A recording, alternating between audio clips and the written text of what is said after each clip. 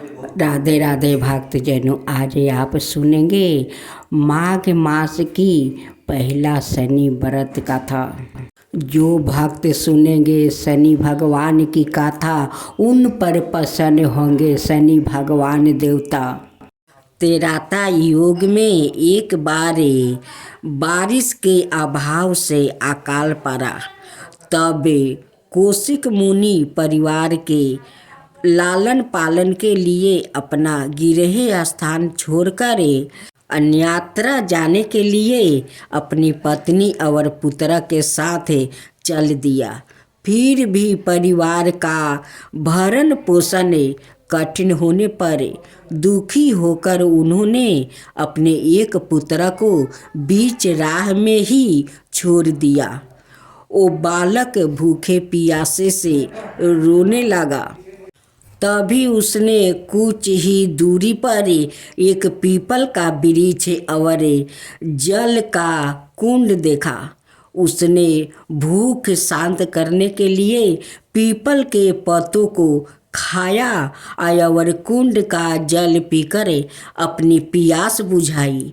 वो बालक प्रतिदिन इसी तरह पत्ते और पानी पीकर और तपस्या करे समय गुजारने लगा। तभी एक दिन वो देव ऋषि नारद पहुँचे।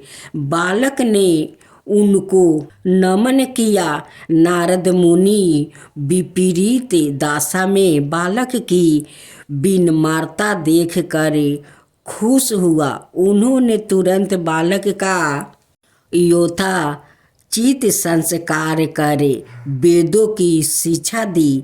उन्होंने ओम नमः भगवते वासुदेवा की मंत्र शिक्षा भी दी। वो बालक नृत्य भगवान विष्णु का मंत्र का जप कर तप करने लगा। नारद मुनि उस बालक के साथ ही रहे। बालक की तपस्या से भगवान विष्णु प्रसन्न हुए। भगवान विष्णु ने प्रकट होकर बालक से वर मांगने को कहा। बालक ने भगवत भक्ति का वर मांगा। तब भगवान विष्णु ने बालक को योग और ज्ञान की शिक्षा दी, जिससे वो परम ज्ञानी महर्षि बन गया। एक दिन बालक के मन में जिज्ञासा पैदा हुई। उसने नारद मुनि से पूछा कि इतनी छोटी उम्र में ही क्यों मेरे माता पिता से अलग हो गया? क्यों मुझे इतनी पीड़ा भोगना पड़ रहा है? आपने मुझे संस्कृत का ब्राह्मण बनाया और मेरी पीड़ा का कारण भी बताया। नारद मुनि ने बालक से कहा, तुमने पीपल के पत्तों को खाकर घोर तप किया है, इसलिए आज से तुम्हारा नाम पिपलाद रखता हूँ। जहाँ तक तुम्हारे कष्टों की बात है तो उसका कारण शनि ग्रह है, जिसके अहंकार बस धीमी चल के कारण तुम्हारे साथ ही पूरा जगत भी अकाल की पीड़ा भोग रहा है। यह सुनकर बालक बहुत क्रोध हो गया। उसने आवासित होकर जैसे ही आकाश में विचरण कर रहे शनि को देखा, तब शनि ग्रह बालक पिपलद के तेजोबल से जमीन पर एक पर्वत पर आ गिरा, जिससे वो अपंग हो गया। शनि की ऐसी दुर्दशा देखकर नारद मुनि खुश हो गया। उन्होंने सभी देवी देवताओं को यह दुर्दशा देखने के लिए बुलाया। तब वहाँ पर ब्रह्मदेव सहित अनाए देवों ने आकर बालक पिपलाद के आवेश को शांत कर कहा कि नारद मुनि द्वारा रखा गया तुम्हारा नाम श्रेष्ठ है और आज से तुम पूरे जगत में इसी नाम से प्रसिद्ध होगे। जो भी व्याकृत शनिवार के दिन पिपलाद नाम का ध्यान करे पूरी श्रद्धा और भावना से पूजा करेगा उसको शनि ग्रह के कष्टों से छुटकारा मिलेगा और उसको संतान सुख भी प्राप्ति होगा। ब्रह्मदेव ने साथ ही पिप्पलाद मुनि को शनि ग्रह की शांति के लिए उनकी पूजा और व्रत का विधान बताकर कहा कि तुम धाराशाही हुए शनि को अपने स्थान पर प्रतिष्ठित कर दो क्योंकि वो निर्दोष है।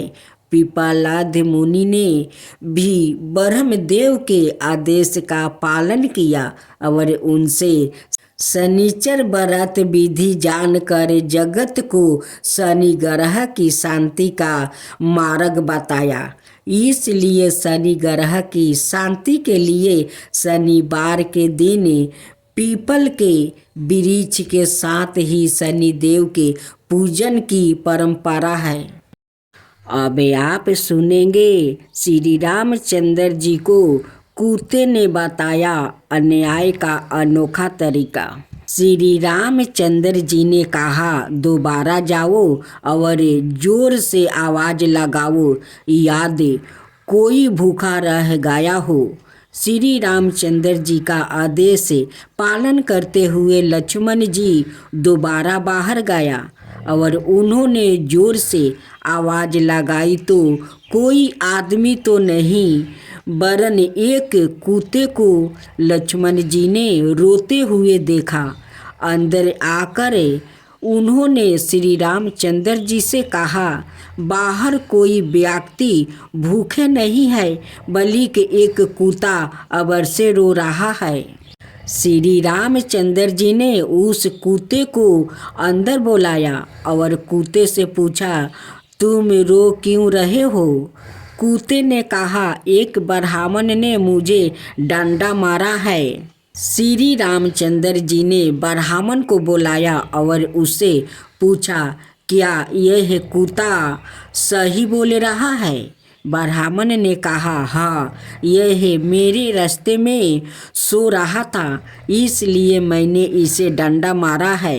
यह कुत्ता जहाँ तहाँ लेट जाता है इन्हें डंडे से ही मारना चाहिए। श्री रामचंद्र जी ने समझाया कि ब्राह्मण की गलती है परंतु ब्राह्मण को क्या कहे सो उन्होंने कुत्ता को पूछा ब्राह्मण ने तुम्हें डंडा मारा तो तुम क्या चाहते हो। कुत्ते ने कहा भगवान इसे माठधीश बना दिया जाए। कुत्ते की बात सुनकर भगवान मुस्कुरा दिया और मुस्कुराते हुए कुत्ते से पूछा इस ब्राह्मण ने तुम्हें डंडा मारा बदले में तुम इन्हें माठधीश बनाना चाहते हो। माठधीश बनाने से इनकी बहुत सेवा होगी काफ़ी चेले बन जाएंगे इससे तुम्हारा क्या फ़ायदा होगा। कुत्ता बोला मैं भी माठधीश था मुझसे कुछ गलत काम हुआ आज मैं कुत्ते की योनि में हूँ और लोग के डंडा खा रहा हूँ। यह भी माठधीश बनेगा फिर कुत्ते की योनि में जाएगा फिर लोगों के डंडा खाएगा तो इसकी सजा पूरी हो जाएगी।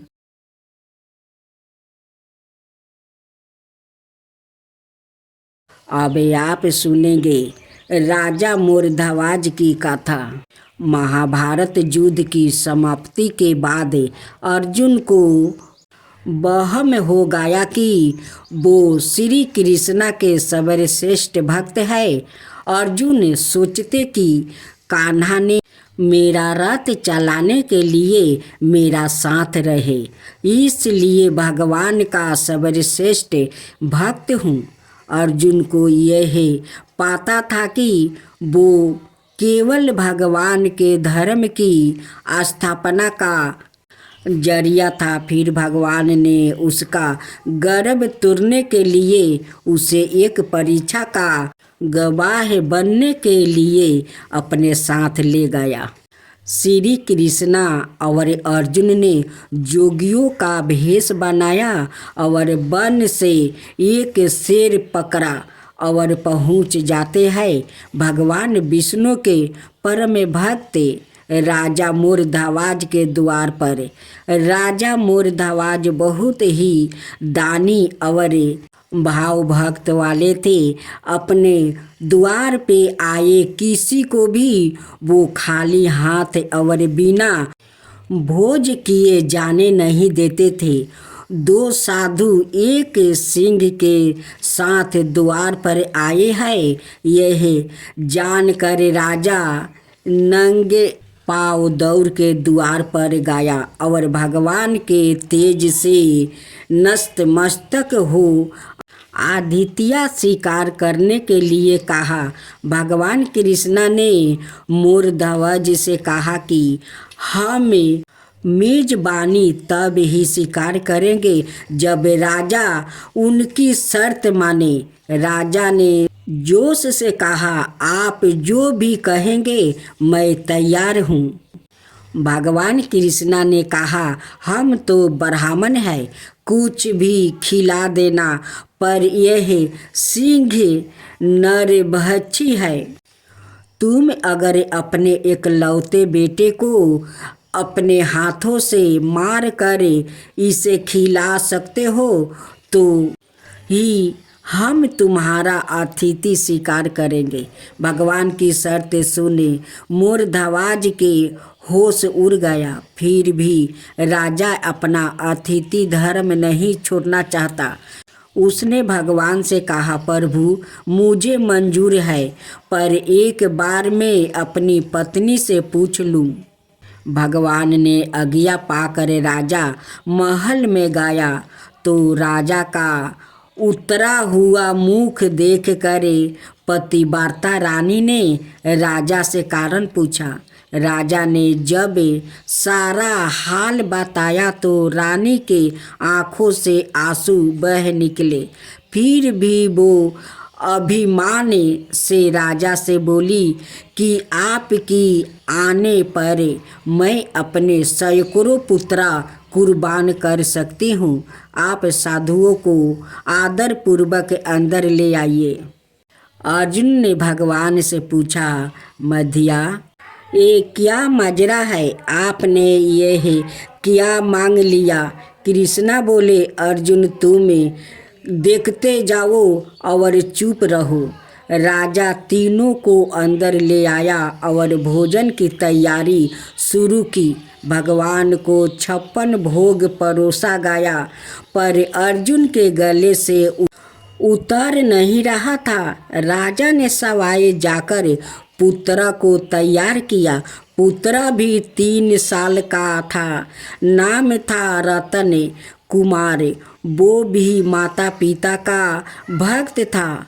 उसने भी हंसते हंसते अपने प्राण देने के लिए तैयार हो गया। राजा रानी ने अपने हाथों में आरी लेकर पुत्रा के 2 टुकड़े किए और सिंह को परोस दिया। भगवान ने भोजन ग्रहण किया, पर जब रानी ने पुत्रा का आधा शरीर देखा तो वो आंसू रोक नहीं पाई। भगवान इस बात पर गुस्सा हो गया कि लड़के का एक फार कैसे बाच गया। भगवान रूठ होकर जाने लगे तो राजा रानी रुकने की मिनती करने लगे। अर्जुन को एहसास हो गया था कि भगवान मेरे ही गर्भ को तोड़ने के लिए ये सब कर रहे हैं। वो सवाए भगवान के पैरों में गिर कर मिनती करने लगा और कहने लगा कि आपने मेरे झूठे मान को तोड़ दिया है। राजा रानी के बेटे को उनके ही हाथों से मरवा दिया और अब रूठ के जा रहा है। उचित नहीं है। प्रभु मुझे माफ़ करो और भक्त का कल्याण करो। तब केशवा ने अर्जुन का घमंड तोड़ दिया। जाकर रानी से कहा कि वो अपने पुत्र को आवाज़ दे। रानी ने सोचा पुत्र तो मर चुका है, अब इसका क्या मतलब है, पर साधुओं की आज्ञा मानकर उसने पुत्र रतन कुमार को आवाज़ लगाई। कुछ ही क्षणों में चमत्कार हो गया। मृत्यु रतन कुमार जिसका शरीर शेर ने खा लिया था, वो हंसते हुए आकर अपनी माँ से लिपट गया। भगवान ने मोर ध्वज और रानी को अपने विराट स्वरूप का दर्शन कराया। पूरे दरबार में वासुदेव कृष्णा की जय जयकारा गूंजने लगी। भगवान के दर्शन पाकर अपनी भक्ति सार्थक जाने मोर ध्वज की आंखों भर आई और वो पूरी तरह विलाप करने लगे। भगवान ने वरदान मांगने को कहा तो राजा रानी ने कहा, भगवान एक ही वर दो कि अपने भक्त की ऐसी कठोर परीक्षा ना ले जैसी आपने हमारी ली है। तथास्तु कहकर भगवान ने उसको आशीर्वाद दिया और पूरे परिवार को मोक्ष दिया। भक्तजनों, आज आप सुने भगवान शंकर की व्रत कथा। एक शिव भक्त भगवान शंकर को खुश करने के लिए भगवान शिव के मंदिर पहुंचा। भगवान को खुश करने के लिए वो एक लोटा में दूध भरकर शिव जी का अभिषेक करने के ले लिया। साथ में फूल माला, धतूरा का फल, बेल की पत्तियाँ जो शिव जी को अति प्रिय है वो सब भी ले लिया। मंदिर में जाकर भगवान को सब अर्पण करने के बाद लौटते समय जब मंदिर का घंटा बजाने के लिए सर ऊपर उठाया तो देखता है कि मंदिर में सोना का घंटा लगा हुआ है। सोने का घंटा देखकर उसके मन में लालच आ गया। वो सोचने लगा कि यह सोना का घंटा अगर मुझे मिल जाता तो मैं कितना धनवान बन जाऊंगा, मेरे पास बहुत पैसे आ जाएगा। यह सोचकर उसने सोने की घंटा चुराने की योजना बनाई। अभी तो दिन का समय था, चोरी करने के लिए उपयोगित समय नहीं था। इसलिए वो रात के अंधेरे में मंदिर का घंटा चुराने के नियत से आया। मंदिर की लाइट जल रही थी, दरवाजे में ताला नहीं मारा गया था।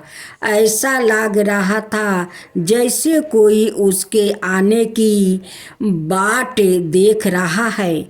उस भक्त ने जो चोरी की नियत से मंदिर में प्रवेश किया था, अंदर आकर मंदिर का दरवाजा बंद कर लिया। सामने भगवान शिव की मुस्कुराती हुई प्रतिमा थी। एक क्षण को भक्त रूपी चोर की नजरों भगवान से मिली और दूसरे ही क्षण उस भक्त रूपी चोर ने निगाह फेर लिया। आखिर अब वो चोर बन चुका था। उसके निगाहों की लाज और सील समाप्त हो चुकी थी। मंदिर का घंटा ऊंचाई पर था। उस घंटे को ऊपर से उतारने के लिए उस चोर को कोई ऊंची चीज चाहिए जिस पर वो चढ़कर घंटा को उतार सके। उसने मंदिर के अंदर इधर उधर नजरों दौड़ाई कि कोई ऊंची चीज मिल जाए जिस पर वो चढ़कर इस घंटे को उतार सके, लेकिन कोई ऊंची चीज नजर नहीं आई। चोर परेशान था। सामने भगवान बैठे बंद बंद मुस्कुरा रहे थे। भगवान से अपने भक्तों की मनोदशा कहाँ छुपी रहती है। युक्ति भी तो भगवान ही समझते हैं ना। उसे भक्त रूपी चोर के मन में भी तुरंत एक उपाय आ ही गया। जिस शिव प्रतिमा की वो रोज पूजा करता था, जो शिव प्रतिमा उसके लिए साक्षात भगवान थे, जिनके चरणों में उसका सारा संसार था, वो भगवान की मूर्ति आज उसके चोरी में काम आने वाली थी। आज वो शिव जी की प्रतिमा उस चीज की कमी को पूरी करने वाली थी, जिस पर चढ़कर वो मंदिर के घंटे तक पहुंच सकता था। और उसने यही किया। वो शिव जी के कंधे पर चढ़ गया। कंधे पर चढ़ने के लिए उसे बहुत मेहनत करनी पड़ी। शिव जी के कंधे पर चढ़कर वो मंदिर का घंटा उतरने का प्रयास करने लगा। लेकिन यह है क्या, घंटा तो अभी भी ऊंचा है। वो चोर बहुत मायूस हो गया। उसके नेत्रों में जल भर आया और जल का प्रभाव तेज होती ही भगवान भोलेनाथ के सर पर टपकने लगा।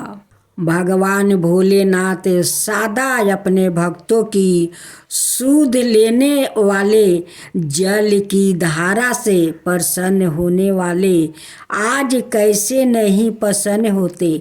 आज तो उनका एक भक्त अपना आंसू रूपी जल उन पर बरसा रहा था और तुरंत ही अपने भक्त के समक्ष प्रकट हो गया। वो चोर अपने भगवान को अपने सामने देखकर भाव भोर हो गया। भगवान तो अपने भक्त की मदद करने आए थे। उन्होंने मंदिर का सोने का घंटा उतार कर उस चोर रूपी भक्त के हाथ में थमा दिया। यह लो बस्ते, इसके लिए ही तुम इतना परेशान थे। हम तो तुम्हारी मदद करने आ गए। भक्त बस्ते, भगवान से अपने भक्ति की पीड़ा नहीं देखी गई। भगवान का दर्शन पाकर अब उस चोर की अंत धर्मात्मा भी उसे धिक्कारने लगा। वो भगवान के चरणों में गिर पड़ा।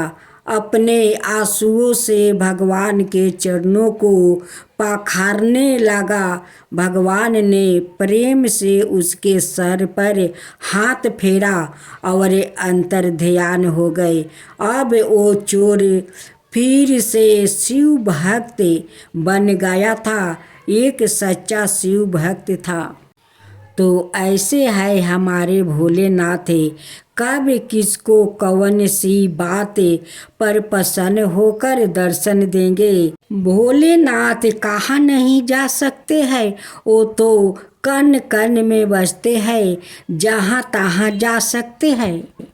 तो भक्त जनों, बड़े बड़े लोग कहते आए हैं भक्त के बस में है भगवान। यह बात बिल्कुल सच है। अगर हम दिल से उसको मानते हैं तो भगवान हमारे हमेशा साथ रहता है। हर काम में हमारा साथ बैठता है। आपने बहुत कहानी सुनी होगी जिसमें भगवान उनके साथ उनके हर काम में हाथ बटाते हैं। जैसे ब्रह्मानंद गुरु जब सिर पर गट्ठर लेकर आते हैं तो उनका गट्ठर अपने आप उनके सिर से ऊपर उठ कर आता था। उसी प्रकार कृष्णा भक्त जानाबाई जब घर का काम करती थी और काम करते समय भगवान के भजन करती थी, तो जब वो थक जाती थी तो उसका आधा काम खुद भगवान करते थे। इसी तरह नरसी भक्त की बेटी का भात भगवान खुद आकर भरते हैं। दोस्तों, भगवान तो हमेशा हमारे साथ है, बस वो तो हमारी श्रद्धा देखता है कि कितनी है। ऐसी ही घटना आज एक बुढ़िया की मैं आपको बताती हूँ। एक बुढ़िया गुरु गोरखनाथ के दर्शन करने आती है। जाते समय एक दुकानदार की दुकान से वो गुरु गोरखनाथ की मूर्ति चुरा लेती है। जब वो मूर्ति चुरा कर थोड़ी दूर चलती है तो उसकी आत्मा उसे कोसती है और वो आगे नहीं चल पाती है। वो वापस दुकानदार के पास जाती है और कहती है, बेटा मुझे माफ़ कर दो, मैंने तेरी दुकान से ये मूर्ति चुरा ली थी। मुझे कोई भी सजा दो पर मुझे माफ़ कर दो। दुकानदार कहता है, तुम मेरी माँ के समान हो, मैं तुम्हें क्या सजा दे सकता हूँ। साजा देने वाले तो गुरु महाराज है। जब तुम यह मूर्ति चुरा कर ले गई थी तो तुम्हारा बटवा यही रह गया था जिसमें 2000 रुपये थे। उसकी कृपा हो तो कोई किसी का कुछ नहीं बिगाड़ सकता है। उसके बाद बुढ़िया माँ कहती है, मैं यह पैसा तुझसे नहीं लूँगी, यह पैसा तेरे है। मुझे आज मेरे गुरुजी मिल गया है। वो बहुत खुश होती है और घर चली जाती है। वो हर रोज खाना खाने से पहले गुरु गोरखनाथ को खाना खिलाती है, नहलाती है, कपड़े बदलती है, हर रोज ऐसे ही पूजा करती है।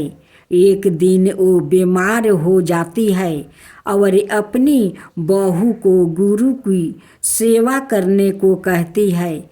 उसके बाद उसकी बहू के हाथ में मूर्ति छूट जाती है तो बुढ़िया माँ रोने लगती है और जिद करने लगती है, डॉक्टर को बुला कर लेकर आओ, गुरु को चोट लग गई है। जब वो बहुत समझने के बाद भी नहीं मानती, उसका वहम खत्म करने के लिए उसका बेटा डॉक्टर को बुला कर लाता है। डॉक्टर आता है और जब वो उसका वहम मिटाने के लिए मशीन लगा कर देखता है तो मूर्ति का दिल धड़कने लगता है। डॉक्टर बहुत घबरा जाता है और बार बार मशीन लगा कर देखता है, तभी भी ऐसे ही धक धक की आवाज़ आती है। डॉक्टर बहुत घबरा जाता है और बुढ़िया माँ के चरणों में पड़ जाता है। दोस्तों, सच्ची भक्त हो तो आपने भक्तों की लाज बचाने के लिए भगवान जरूर आता है। ऐसी ही और कहानियों पढ़ने के लिए नीचे दिए गई लिंक पर करें।